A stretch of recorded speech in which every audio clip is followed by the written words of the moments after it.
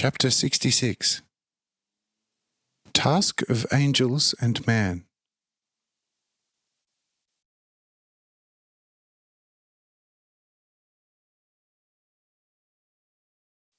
The angel says, "No difference at all. Just let your spirit first achieve rebirth, and your thoughts will appear in everything which is established in God's order as a completely perfect, divine miracle. Do not believe that it is I who acts in this way and does this, but instead it is the Spirit of the Lord who acts, works, and does everything, who actually makes and fills my innermost being. For we angels are basically nothing other than focus of the rays of the Divine Spirit.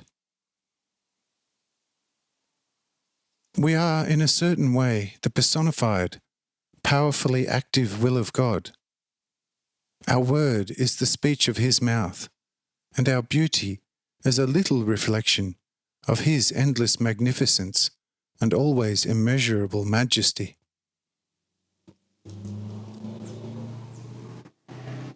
But if the Lord God is also infinite in His majesty of wisdom and power, He is nonetheless a limited person in the love of the Father here with and among you.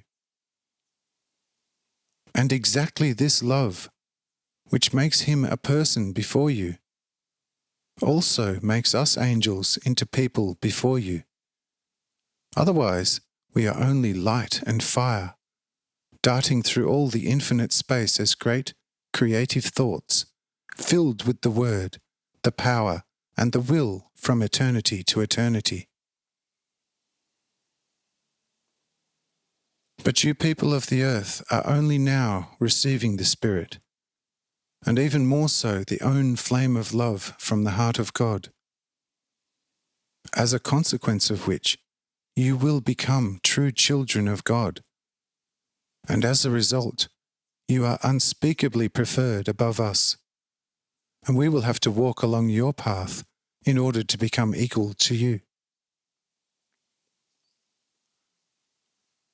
As long as we all remain angels as we are now, we are nothing but the arms and fingers of the Lord, and stir and move ourselves only to act when we are prompted to do so by the Lord, as you prompt your hands and fingers to act.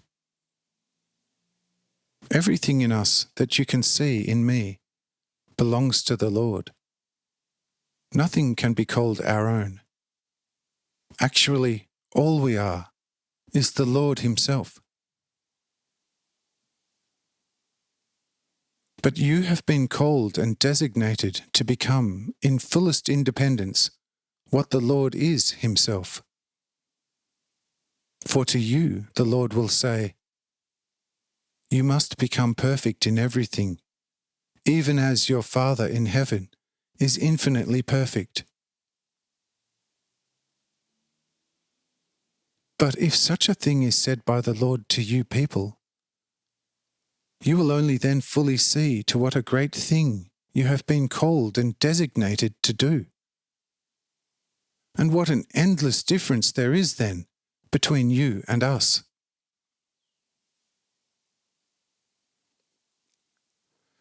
Now you are certainly embryos in the womb which cannot build any houses with the smallest strength of life that you have been given.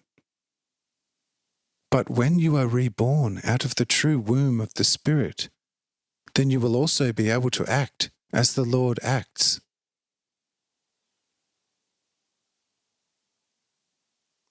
I will tell you something else which the Lord will say to you Himself, if you remain completely active in faith and all love for Him.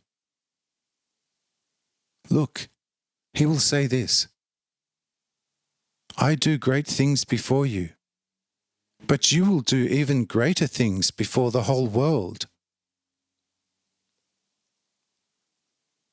Does the Lord say such things to us as well? Oh, certainly not. For we are the will and deed of the Lord, opposed to which the Lord will make such a prophecy to you, as if testifying against himself. But the Lord's endless love, mercy, and extremely great compassion will also determine a way for us angelic spirits, on which we will become fully equal to you. The path which the Lord himself now treads will become the path of all original spirits of all the heavens. But certainly not from one day to the next, but instead gradually, in an evenly continuing unfolding of the never-ending eternity, in which we, from God, move up and down as if in an endlessly great circle, without ever touching the outer edge of the circle. But even if something must be waited for a long time, it nonetheless happens in the end, because it is kept faithfully and true in the great order of the Lord. Whatever finds itself once within this will happen.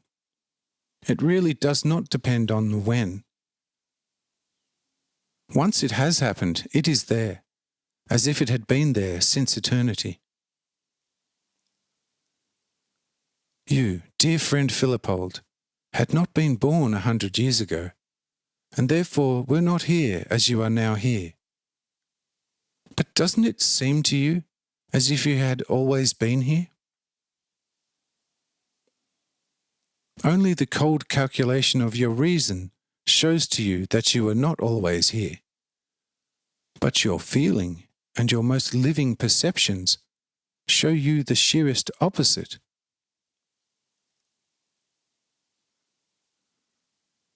Likewise, your cold reason shows you that you will die one day, and as what you are, you will pass away from this earth forever and eternity. But on the other hand, ask your feeling and your perception, and both of these will not know, and will not want to know, anything of an act of dying or passing away from this earth. Well, who is right and true? The cold reason or the warm feeling of life? I tell you, both, the reason and the warm self-perceptive feeling of life. Reason, as the ordered mental library of the soul, will clearly pass away from the soul, as well as the soul itself. Along with the other parts of the body and its limbs, its material capacity to perceive and calculate must also have the perception of passing away within it. But it is different with the feeling of life, and with the being aware of oneself, which, because it comes spiritually from God, has never had a beginning, and therefore can also never have an end.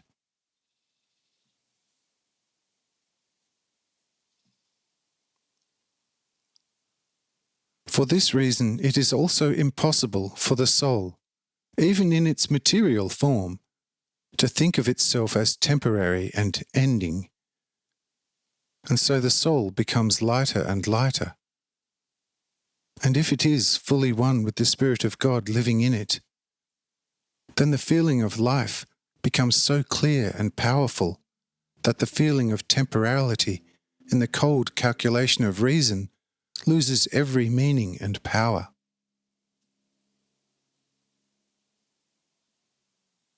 The reason for this is that all the life force of the Spirit of the Lord in the soul also penetrates even the spiritual nerves of the body and takes away every feeling of passing away.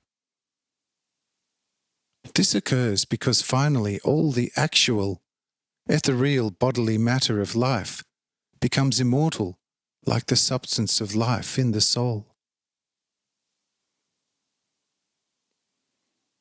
You, my dear Philippold, who are also from above, will now easily see that a spirit can expect everything, and a time period, no matter how long, is actually nothing for it. For once the blessing will come to it according to the order of the Lord, and it is then questionable which part of eternity will be longer for it, the part which it has lived and acted, or the part which is yet to be lived and acted. It is true that I am still what I am, and this make-believe body is not by any means a conceived and born body, flesh and blood filled with a substantial soul. But it is nonetheless a more meaningful approach towards it. The time of full realization of this mercy will not be too far off, and I will be what you are now. Do not praise me, therefore, because you have seen me do miracles. For because I am not yet a being, but my being is just the casual will of the Lord. Only the Lord alone should be praised and revered for his miracles, which would have performed, even without me, endlessly greater things. But it is he who gave the great and holy speech to Cornelius, which I wrote down for him. You already know him from Cain near Kis, and you will know him yet deeper. But now there will soon be something which he will say, pure words of all life.